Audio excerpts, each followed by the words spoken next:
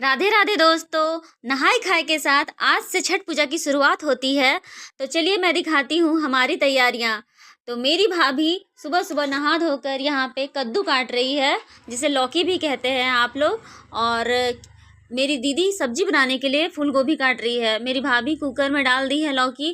क्या आपको पता है कि लौकी ही क्यों बनता है, कद्दू भात ही क्यों बनता है नहाय खाए में? क्योंकि 36 घंटे के व्रत में परवैतिन को इससे बॉडी हाइड्रेटेड रहती है, क्योंकि 90% इसमें पानी होता है। और यहाँ मेरी दीदी आलू छिल रही है, नए आलू है ये सब्जी बनाने के लिए। चावल और दाल दोनों चढ़ा हुआ है। तो मेरी मम्मी ने बोला कि मेरे लिए चूड़ियाँ ला दो, क्योंकि हमारे यहाँ सब कुछ नया नया पहना जाता है, कोरा होना चाहिए सब कुछ।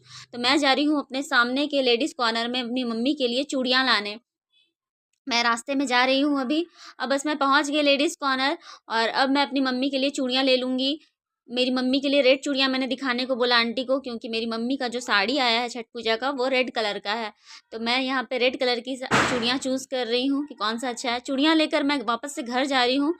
तो अब मैंने देखा कि अब दाल और चावल बन चुका है और सब्जी चढ़ा हुआ है।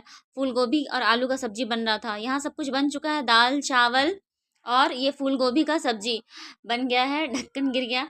और यहाँ पे सभी परवैतिन मेरी मम्मी की हुई है, मेरी भाभी और मेरी बुआ और मेरी दीदी की हुई है। सब बैठ गई हैं प्रसाद खाने के लिए।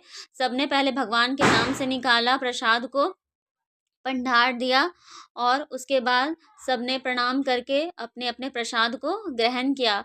अ, ये जो छठ पूजा है हम बिहारियों के लिए एक से पर्व नहीं है, ये हमारा इमोशन है।